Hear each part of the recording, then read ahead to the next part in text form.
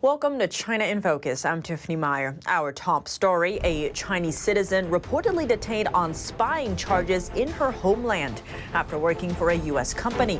Find out what went down and why doing business in China might be riskier than you think. Maritime tensions between China and Taiwan are heating up. Chinese officers boarded a Taiwanese tourist boat without warning in Taiwan-controlled waters. How urgent is the situation? The Philippines Fishing Bureau accuses China of dumping toxic chemicals in waters near a disputed shoal. What's behind the regime's motive? And a massive sandstorm turns the sky of northwest China orange, affecting cities in the Xinjiang region. See more footage of the powerful winds.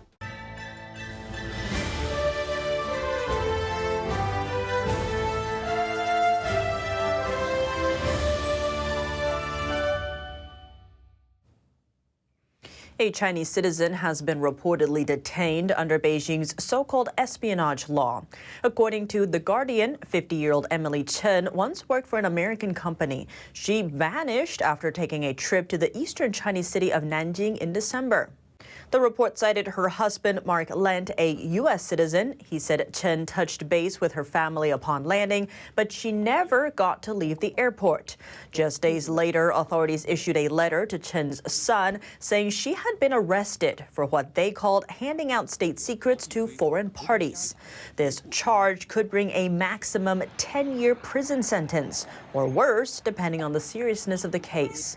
While working to raise funds for his wife's legal battle, Lent said Chen was just a bystander who would, quote, never, ever spy on her own country. And Chen's son, also a Chinese citizen, was barred from leaving China.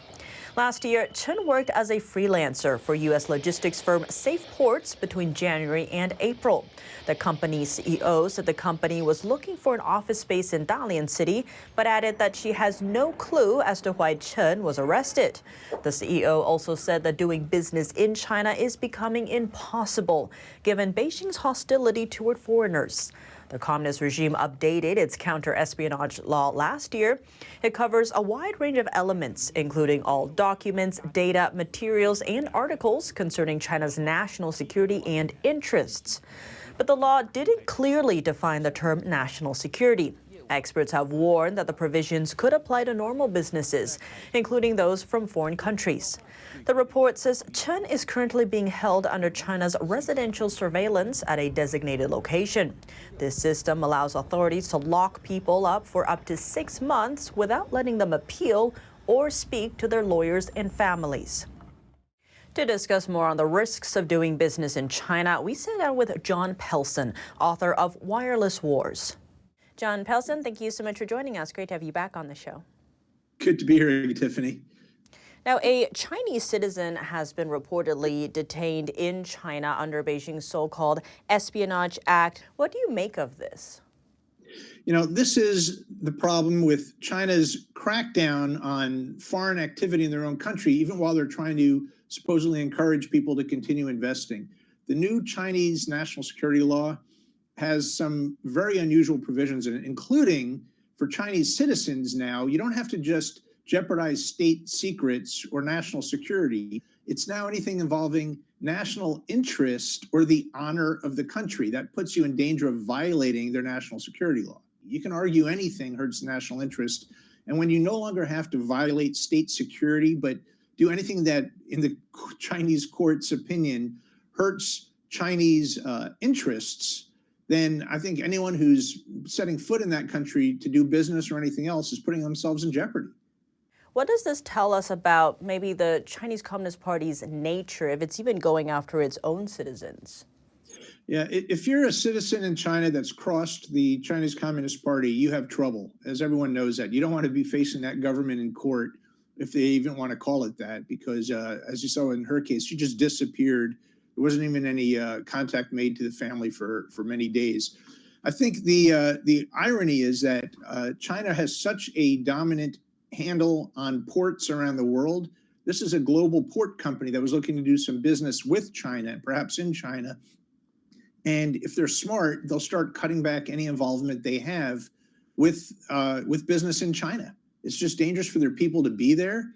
And despite China's efforts to try and bring companies into the country and shore up this horrible hemorrhaging of foreign investment, which is so important to their survival, while the one hand is trying to encourage people to come in, the other hand is making it so dangerous. How do you read the current investor mood in China, where there is this increased risk, but China's economy is also struggling? How much do they need that foreign investment?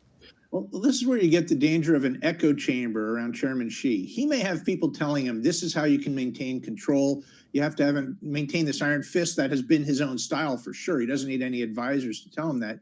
But the problem is, are his advisors not telling him that by doing this, you're going to chase out what investment we can continue to bring into the country? He may not be getting useful advice telling him about the dangers this presents to the Chinese economy, and can push them, I think, into a spiral. If they keep cracking down like this, fewer and fewer companies will do business there. John Pelson, thank you so much for your time. Thanks, Tiffany. Tensions between China and Taiwan are escalating, especially in the waters surrounding Kinmen, a group of islands controlled by Taiwan. Kinmen is situated only about 3 miles from the southern Chinese city of Xiamen. Many speculate whether the recent back and forth in the region could be a focal point of future conflicts between the two sides. On Monday, 6 Chinese Coast Guard officers briefly boarded a Taiwanese tourist boat nearby Kinmen and conducted a series of checks. That's after Chinese authorities threatened to carry out regular operations in the region the day before. Kinmen has been under Taiwanese government's control since 1949, and Taiwan designates the waters around the city as a prohibited or restricted zone. Under Taiwanese rules, Chinese vessels are not allowed to enter the prohibited waters without permission. Last week, 2 Chinese fishermen who had entered the prohibited waters died while fleeing Taiwanese coast guards. Beijing lashed out at the operation, saying China doesn't acknowledge any of the prohibited zones ruled by Taiwan. China has a history of harassing and monitoring Taiwanese boats, and recently these aggressions have been on the rise. Beijing sees Taiwan as its own territory, despite having never ruled it.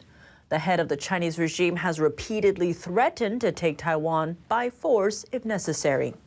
Turning our attention now to the South China Sea, the Philippines has accused China of pumping toxic cyanide into waters near the disputed Scarborough Shoal. The chemical compound is often used to stun and kill fish en masse, so they can be easily scooped up. It's deemed illegal in many countries, as cyanide could affect most marine species and harm the ecosystem.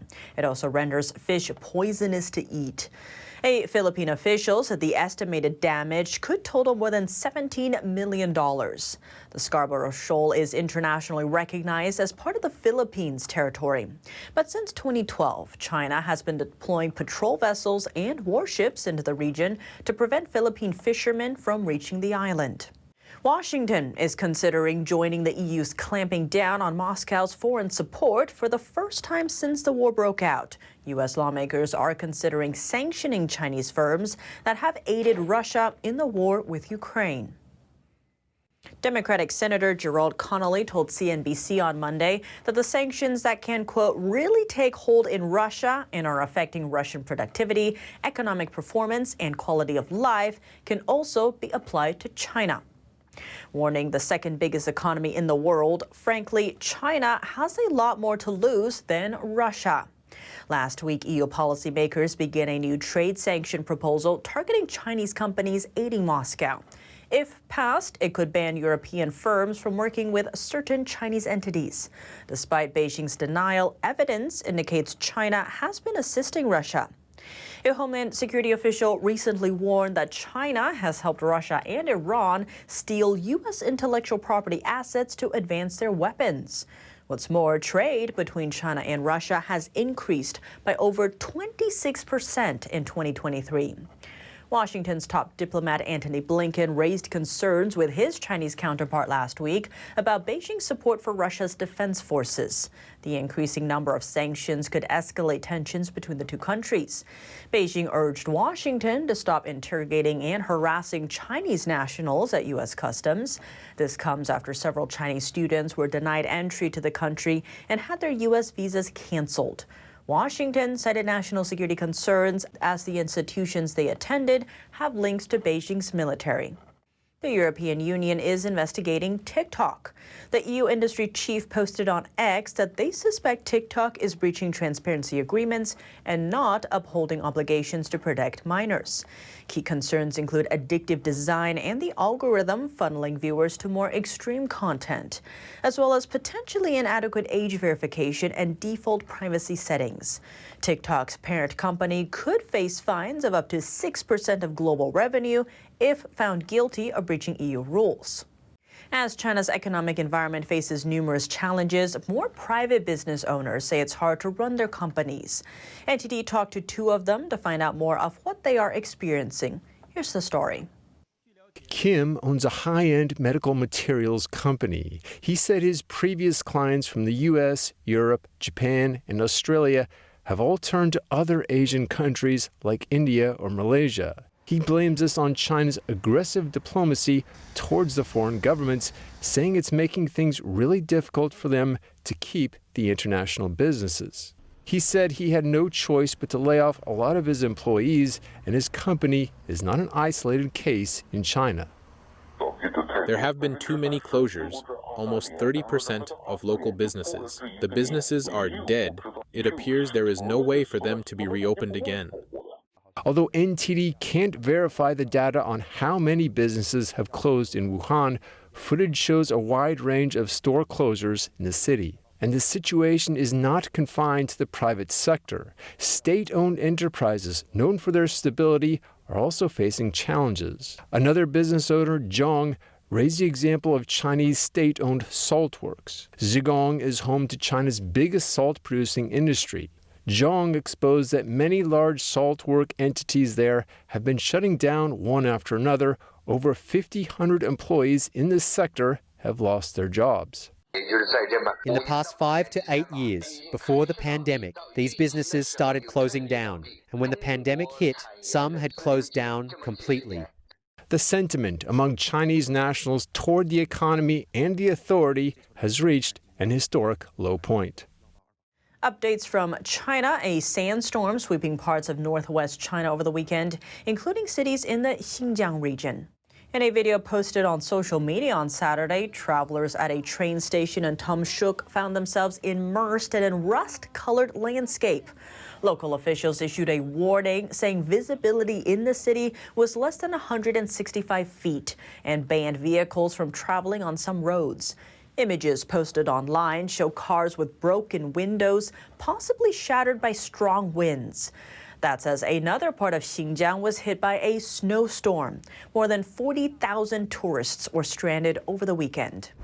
That's all for today's China in Focus on YouTube. We're now sharing a shortened version of our program here after being demonetized for 3 years. If you'd like to support us, consider donating. Find us at donorbox.org/China-in-focus or subscribe to our partner platform, Epic TV, where you can watch our full episodes. Here's what to look out for in our second half. How bad is Evergrande's collapse? Over $300 billion in debt, about 20 million unfinished homes, and one buyer swearing off China investments. North Korea welcoming its first group of post-pandemic tourists from Russia. Is this a sign of deepening diplomatic relations? And hundreds of lanterns filling up the night sky in Taiwan. How people there are celebrating the traditional Lantern Festival and the Year of the Dragon. More on that after the break here on China in Focus. Thanks for watching China in Focus. I'm Tiffany Meyer. See you tomorrow.